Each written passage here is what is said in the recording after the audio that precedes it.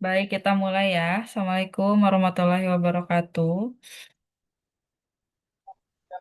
Waalaikumsalam warahmatullahi wabarakatuh. Selamat malam semuanya.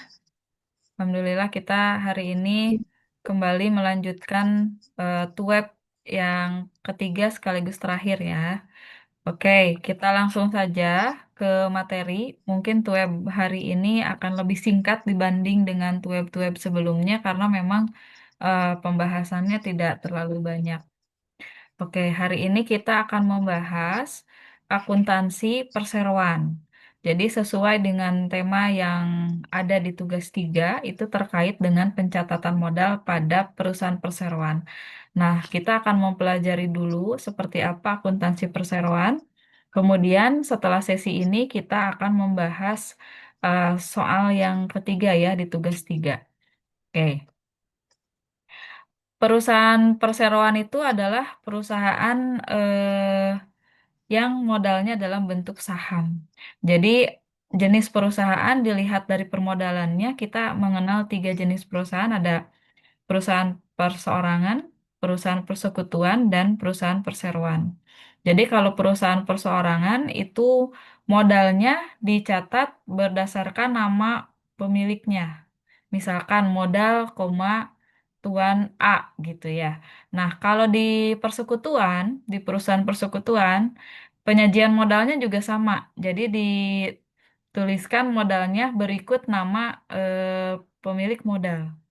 Misalkan ada dua yang mendirikan persekutuan, Tuan A dan Tuan B, maka modalnya itu ditulisnya modal Tuan A dan modal Tuan B. Nah, berbeda dengan dua jenis perusahaan lainnya, jadi kalau perusahaan perseroan ini modalnya dalam bentuk saham atau sero gitu ya. Jadi pencatatannya pun berbeda, nama akun modalnya pun berbeda. Itu. Nah, ini karakteristik dari perseroan ya. Perseroan itu sebuah badan hukum yang dibedakan dan terpisah dari individu-individu yang mendirikan dan menjalankan organisasi tersebut. Kemudian, sebagai badan hukum, perseroan harus tunduk pada ketentuan undang-undang yang berlaku, di mana perusahaan tersebut didirikan, termasuk ketentuan membayar pajak atas laba yang dihasilkan organisasi.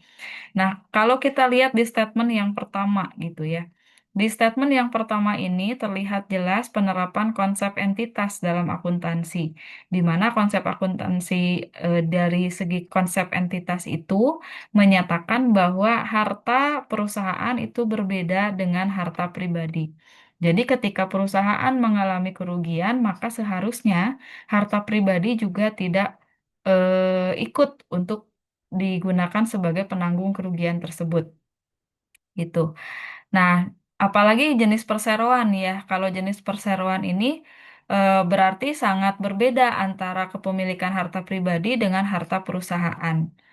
Ketika terjadi kerugian, maka yang habis itu cukup hanya aset yang dimiliki perusahaan. Harta pribadinya aman gitu ya, seharusnya seperti itu untuk di perseroan dan di perusahaan lain gitu.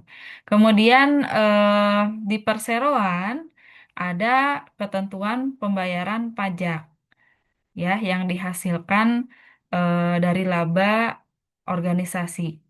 Nah, karena perseroan ini rata-rata adalah jenis perusahaan komersil, maka tujuan usahanya adalah untuk mendapatkan laba.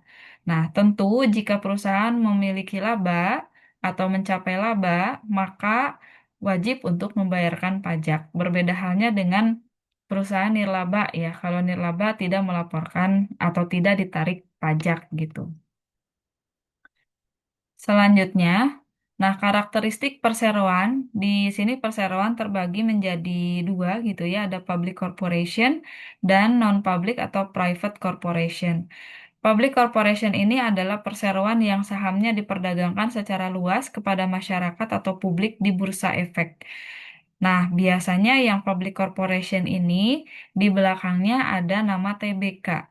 Contoh misalkan PT XL Axiata Tbk gitu ya. PT XL Axiata Tbk.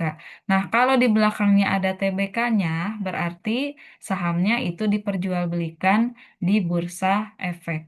Nah, selanjutnya ada Private Corporation. Private Corporation itu perseroan yang sahamnya tidak diperdagangkan kepada publik, melainkan dimiliki oleh sekelompok kecil investor saja. Jadi, penamaan perusahaannya itu PT ABC, misalkan ya, PT ABC, udah nggak pakai TBK lagi. Seperti itu. Nah, selanjutnya eh, karakteristik perseroan. Sebagai badan hukum yang terpisah dan dibedakan dari pemiliknya, perseroan bertindak atas namanya sendiri, bukan atas nama investornya. Jadi, kalau perusahaannya bentuk PT, biasanya kan modalnya tidak disajikan dengan nama apa pemiliknya ya. Jadi ditulisnya itu adalah modal saham.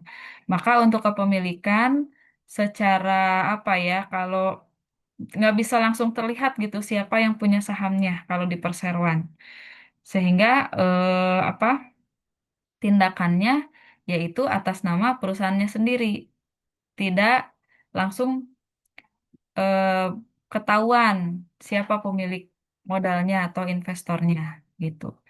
Selanjutnya, perseroan atau perusahaan dapat membeli, memiliki, dan menjual properti atas namanya sendiri. Para pemegang saham memiliki kewajiban yang terbatas, tergantung pada jumlah kepemilikan saham, ya, untuk hak dan kewajibannya. Jadi, di perseroan itu ada ketentuan kepemilikan. Kalau memiliki saham kurang dari 20%, maka pemilik sahamnya ini hanya boleh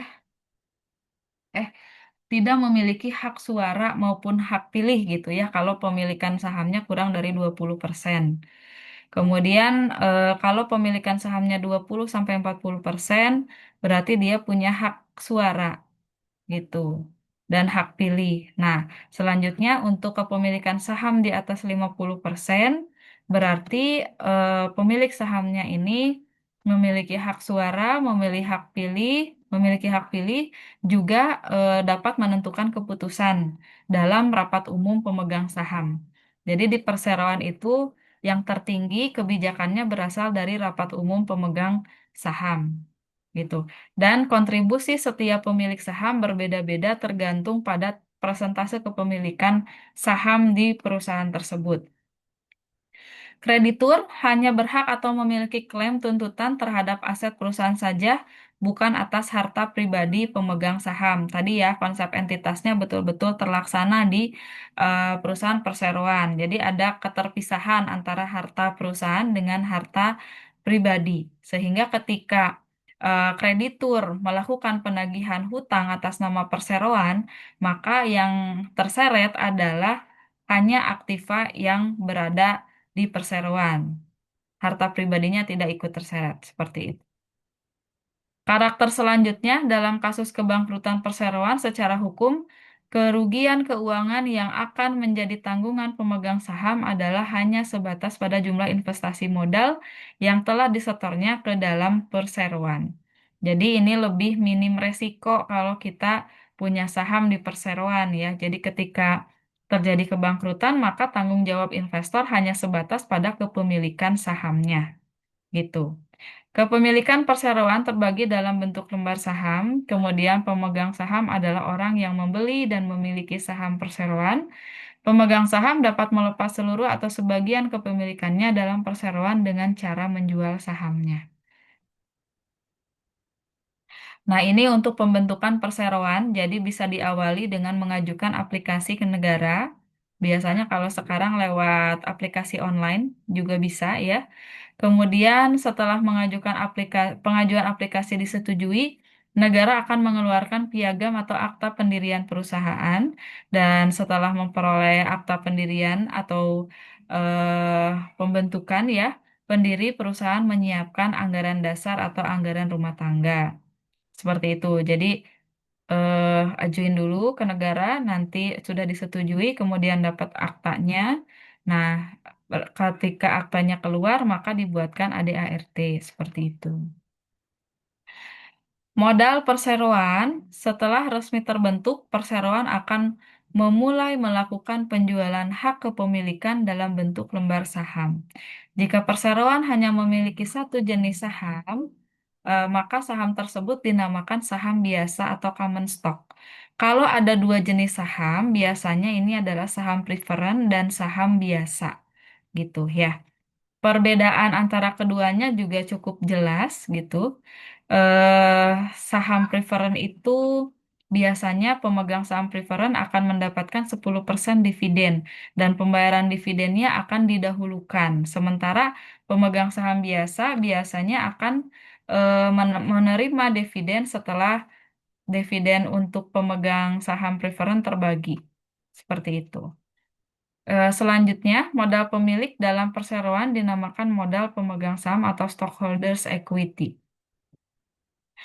Nah, ini dua sumber utama modal perseroan, ada modal yang disetor atau paid in capital dan laba ditahan atau retained earnings. Modal yang disetor atau yang dikontribusikan oleh pemegang saham ini merupakan keseluruhan jumlah kas atau aset lainnya yang disetorkan pemegang saham ke perseroan untuk dipertukarkan dengan saham. Gitu.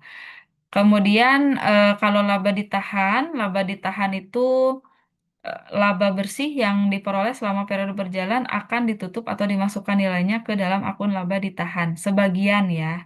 Jadi eh, kalau dirunut gitu, laba yang diperoleh perusahaan itu biasanya dibagi menjadi dua. Jadi laba yang akan dibagikan atau laba dibagikan dan laba ditahan. Nah, laba yang dibagikan ini biasanya dibagikan dalam bentuk dividen. Sementara yang tidak dibagikan kita kenal dengan istilah laba ditahan.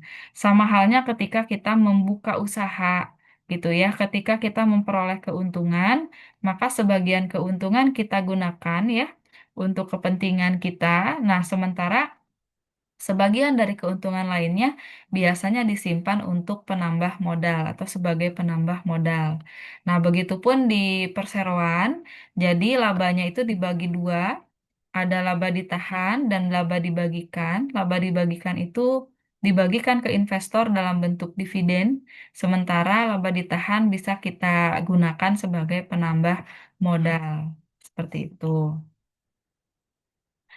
Nah, untuk penerbitan saham, saham itu memiliki nilai pari, yaitu nilai nominal yang tercantum dalam saham. Nilai pari atau nilai nominal, bisa kita sebut seperti itu ya. Kemudian nilai pari saham tidak atau belum tentu mencerminkan harga pasarnya. Sama halnya dengan produk yang dihasilkan pabrik ya. Jadi produk tersebut pasti punya harga pokok dan harga jual. Harga jual dan harga pokok tentu berbeda. Nah, begitupun dengan saham. Jadi, ketika saham diterbitkan, melekat di dalamnya nilai nominal saham. Sementara eh, saham juga memiliki nilai pasar. Nah, nilai pasarnya ini adalah nilai yang berlaku di pasar, eh, bergantung pada beberapa faktor.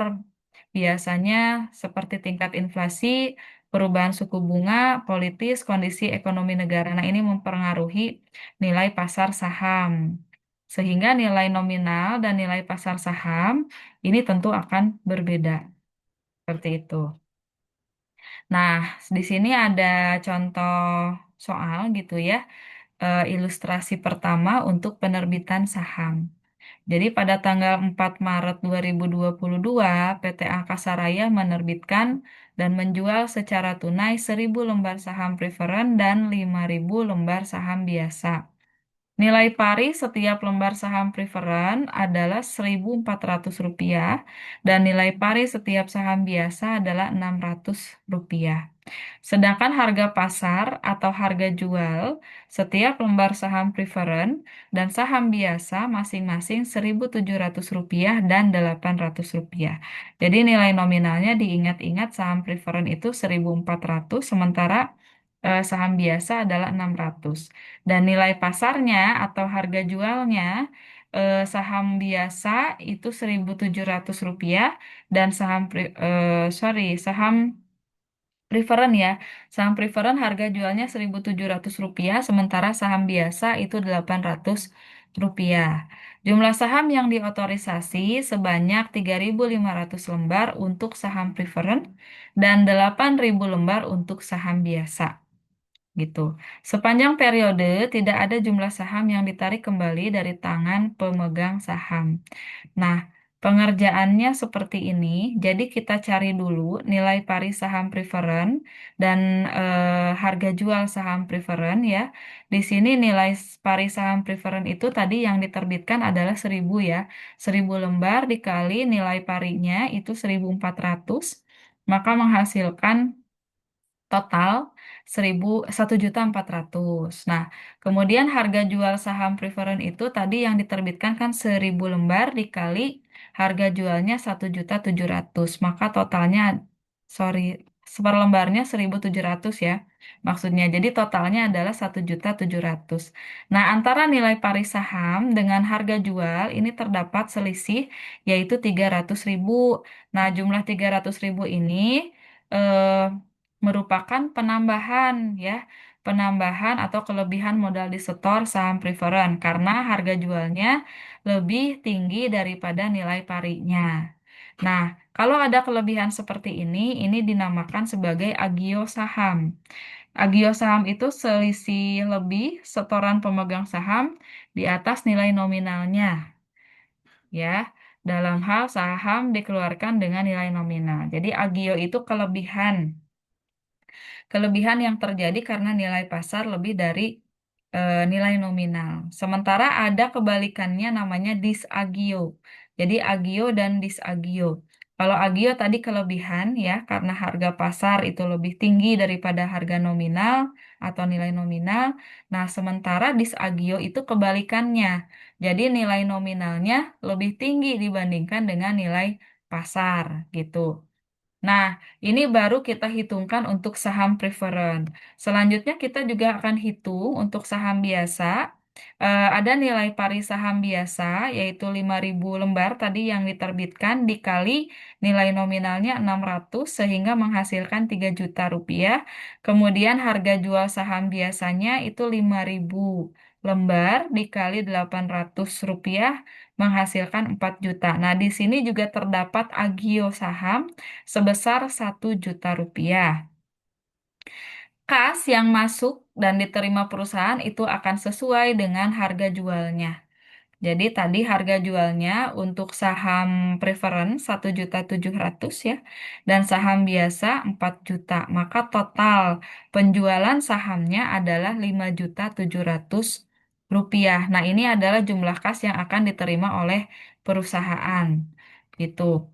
Lalu di jurnal seperti ini, nah tadi kan saya bilang ya, jumlah penjualannya itu 5.700.000 dalam bentuk kas.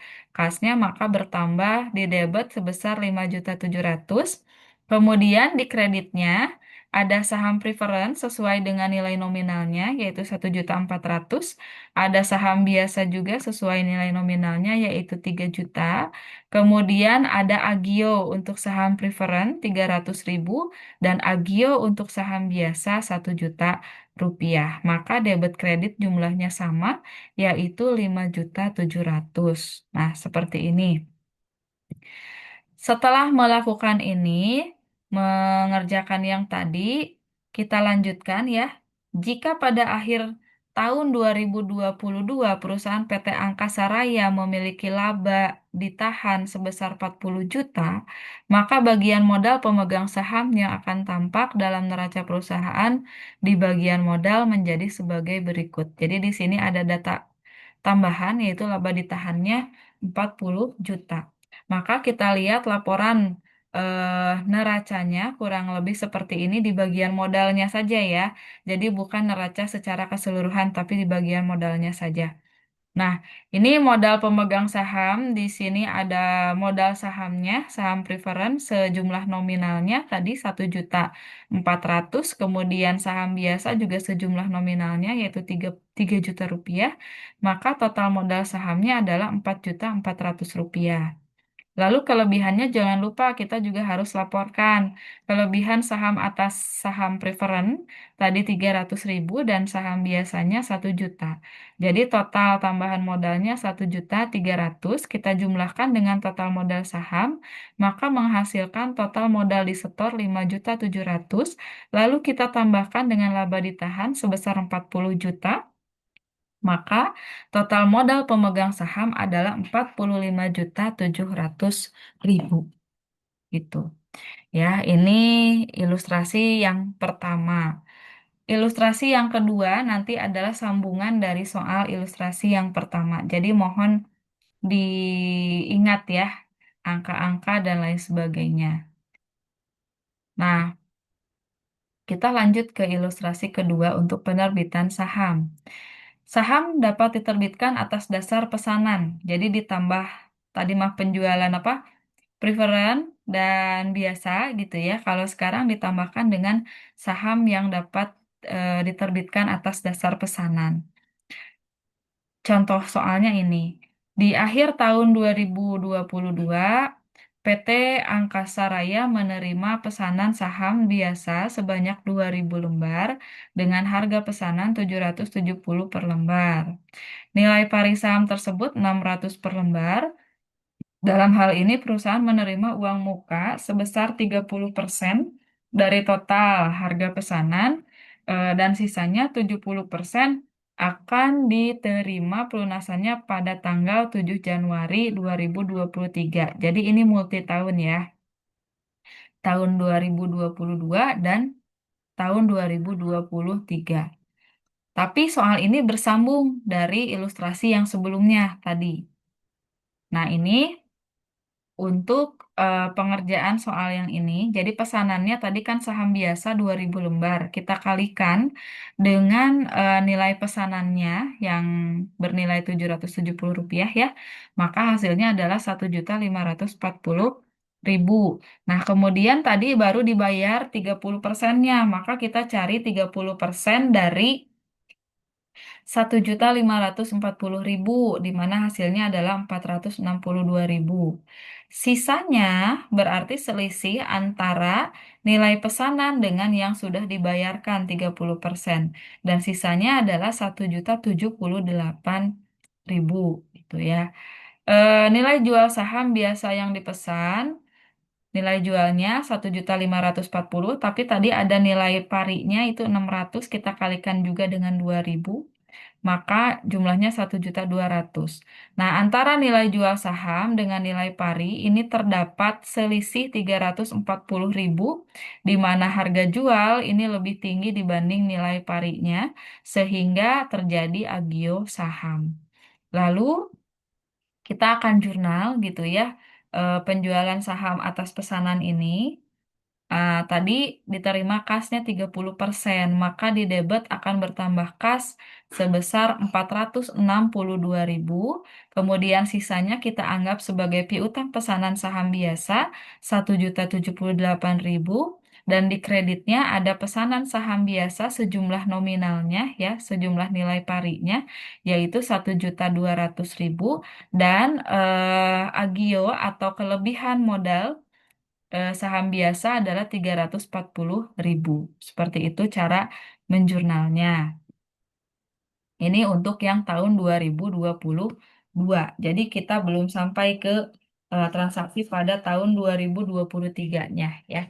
Baru 2022. Nah, kemudian kita akan lihat apa penyajiannya dalam laporan neraca khusus di bagian modal di setor gitu ya. Kita masukkan untuk yang 2022 ya, belum yang 2023. Jadi baru yang masuk pembayaran 30% gitu. Nah, ini modal sahamnya. Ini kan ilustrasinya bersambung ya dari ilustrasi pertama. Nah, ini saham preferennya tadi yang sudah kita beli, yang sudah kita jual itu 1.400.000 gitu ya. Kemudian saham biasanya 3 juta di ilustrasi yang pertama ini, dan yang ilustrasi kedua tadi tentang pesanan saham ini jumlahnya 1.200.000. 2.000 kali 600 jumlahnya 1.200.000. Jadi total modal sahamnya adalah 5.600.000. Lalu tambahan modal disetor, nah untuk saham preferred tadi ada kelebihan 300.000, kemudian ditambah kelebihan saham biasa. Di ilustrasi yang pertama tadi 1 juta ditambah dengan eh, kelebihan yang pesanan saham ya sebesar 340.000, maka total kelebihan di atas nilai pari saham biasanya adalah 1.340.000.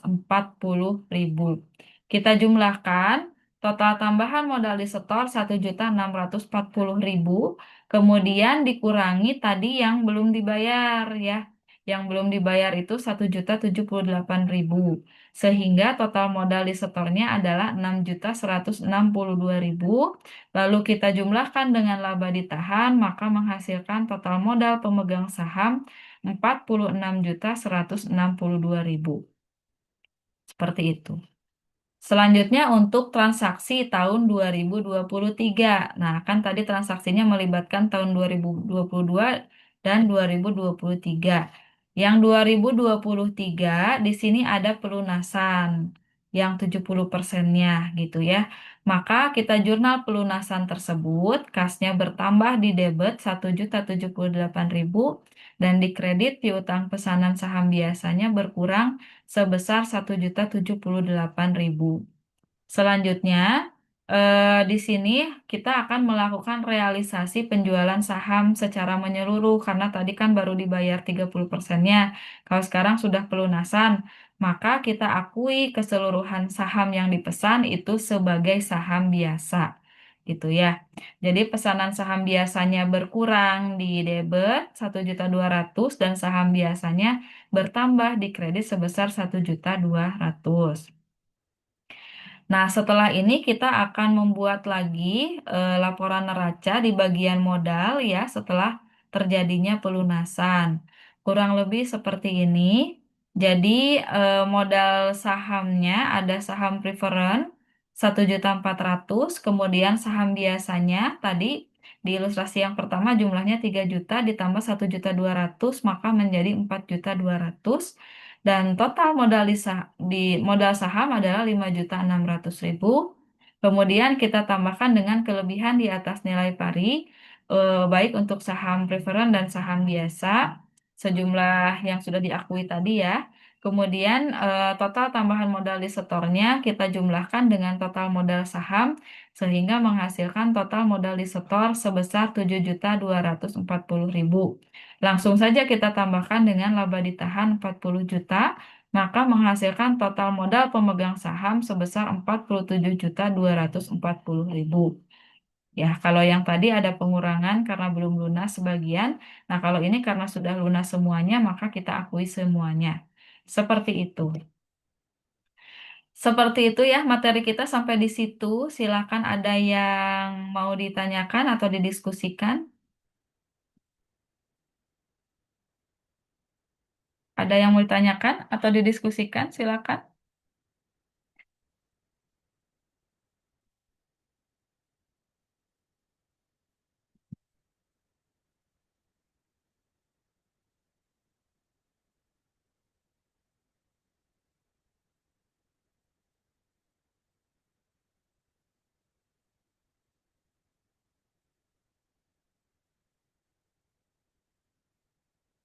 Ya, tidak ada sepertinya ya.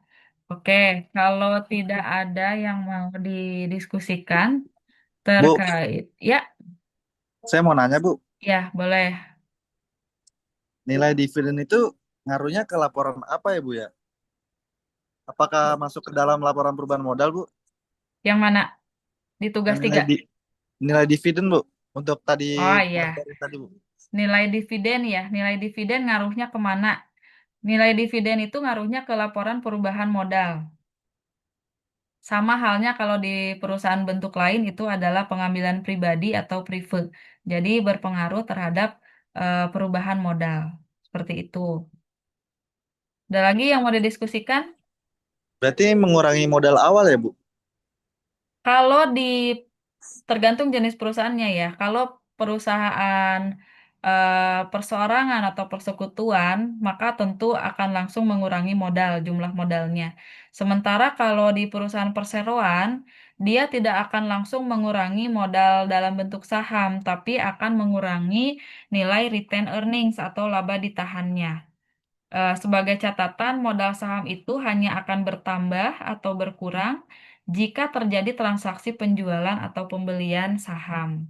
Jadi, kalau ada kerugian, misalkan ya, ada keuntungan, ada eh, dividen, pembagian dividen, maka hal tersebut akan berpengaruh terhadap nilai laba ditahan. Seperti itu.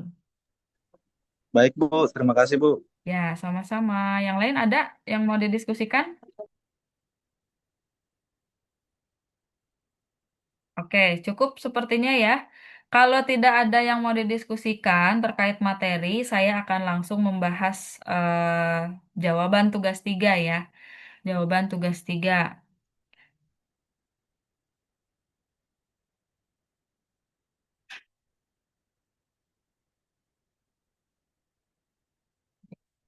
Sudah tampil ya. eh nah, sebetulnya tugas 3 ini adalah tugas yang s- sangat apa ya, paling mudah di antara tugas-tugas sebelumnya gitu. Jadi tugas 3 ini adalah tugas yang paling mudah dibandingkan dengan dua tugas sebelumnya. Dua tugas sebelumnya itu mudah. Nah, ini lebih mudah lagi, seperti itu ya. Jadi seharusnya memang nilainya bagus-bagus untuk tugas 3 gitu. Nah, di tugas 3 itu soalnya adalah di sana ada data apa? Penyetoran modal ya dalam bentuk perseroan karena nama perusahaannya adalah PT Sukses Perseroan Terbatas, maka kalau dilihat dari namanya sudah PT saja kita sudah bisa menyimpulkan apa ya, pencantuman akun modalnya namanya apa gitu kan. Nah, ada tanggal 1 dan tanggal 10 yang harus kita jurnal di jurnal umum ya untuk transaksi tersebut. Transaksi tanggal 1 itu berkaitan dengan penyetoran modal dalam bentuk kas oleh pemilik A ya 150 juta, kemudian oleh pemilik B berupa peralatan 100 juta dan oleh pemilik C berupa kendaraan sebesar 100 juta, 50 juta ya. Nah, itu kan disuruh di jurnal gitu. Maka jurnal tanggal 1 Juni adalah seperti ini gitu. Nah, eh, tadi kan ada kas yang masuk, maka kasnya akan bertambah. Kita catat kas bertambah di sebelah debit 150 juta, kemudian peralatan juga bertambah di sebelah debit 100 juta rupiah, dan kendaraan bertambah di sebelah debit 50 juta rupiah. Selanjutnya di kreditnya kita akan akui sebagai modal saham sebesar 300 juta rupiah. Gitu. Nah, kurang lebih cara menjurnalnya seperti ini. Kemudian di tanggal 10 itu ada penambahan modal ya, penambahan modal dari salah satu pemilik. Ini berupa kas 50 juta, maka kita akan catat transaksinya seperti ini. Kasnya bertambah di debit 50 juta, kemudian di kredit modal sahamnya juga bertambah 50 juta gitu. Yang menonjol di sini apa? Penulisan akun modal ya. Jadi beberapa tugas yang sudah masuk dan sudah saya nilai itu sebagian besarnya pencatatannya hampir mirip, tapi penggunaan akun modalnya ini belum tepat. Jadi pada nulisnya pada apa pakai akunnya itu modal pemilik A, modal pemilik B, modal pemilik C. Nah, perlu diingat ini bentuk perusahaannya adalah perseroan, bukan persekutuan. Kalau persekutuan boleh seperti itu, tapi kalau untuk perseroan langsung saja kita masukkan sebagai modal saham di akun modal saham gitu ya, tidak usah dipisah. Seperti itu. Nah, ini mohon nanti kalau masih terbuka sesinya silakan perbaiki ya. Kemudian yang kedua disuruh membuat laporan modal ya, laporan modal. tentu yang kita laporkan adalah modal saham gitu. Nah, ini sangat mudah gitu ya. Kita tinggal menjumlahkan tadi modal saham yang masuk ditambah tambahan modal sahamnya. Jadi menghasilkan jumlah modal saham di akhir adalah 350 juta. Seperti itu. Ini rata-rata betul, hampir semuanya betul kalau yang ini ya. Cuman memang kekurangannya adalah eh, banyak tugas yang tidak menggunakan nama akun yang tepat, termasuk di sini di laporan ini. Jadi masih ada yang menggunakan nama akun modal milik A, modal milik B, dan modal milik C. Jadi tetap aja langsung ke modal saham namanya gitu ya. Nah, selanjutnya di materi yang soal yang selanjutnya, soal yang selanjutnya itu untuk apa laporan modal gitu ya. Nah, kalau yang itu saya rasa mahasiswa sudah lebih paham ya. Jadi modal itu penting untuk apa ya? Merancang strategi keuangan yang tepat guna, mengurangi dampak risiko dan memaksimalkan keuntungan. Akuntansi memberikan pandangan yang jelas terhadap kinerja keuangan perusahaan, memungkinkan manajemen untuk membuat keputusan yang terinformasi dan berkelanjutan, dan perusahaan dapat mengoptimalkan penggunaan modalnya untuk mencapai tujuan jangka panjang. Jangan lupa di jawabannya pakai sumber referensi yang digunakan, gitu ya. Nah, itu untuk tugas 3. Masih banyak yang belum mengumpulkan tugas 3. Silakan diusahakan ya, maksimal pengumpulannya itu di tanggal 1 jam 12 malam kalau nggak salah. Seperti itu untuk tugas 3. Silakan ada yang mau didiskusikan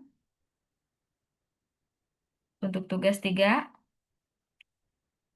Mudah ya, sangat mudah tugas 3 itu. Jadi diharapkan memang booster untuk nilainya itu ada di pengerjaan soal 3 gitu. Memungkinkan untuk mendapatkan nilai yang tinggi dan membantu proses-proses sebelumnya. Gitu. Ada yang mau ditanyakan atau didiskusikan? Silahkan. Tidak ada, Bu. Oke, aman berarti ya. Saya rasa sampai di situ mungkin pembahasan kita untuk malam ini. Nah, karena ini memang sesi web terakhir, saya mohon maaf jika selama sesi tutorial online berlangsung ada kesalahan kata atau perbuatan. Mohon dimaafkan. Sampai bertemu di kesempatan lainnya ya. Terima kasih banyak. Sekian dari saya untuk malam ini. Assalamualaikum warahmatullahi wabarakatuh. Baik, Bu. Terima kasih, Bu. Waalaikumsalam Ya, warahmatullahi wabarakatuh. Terima kasih, Bu. Terima kasih, Bu. sama-sama.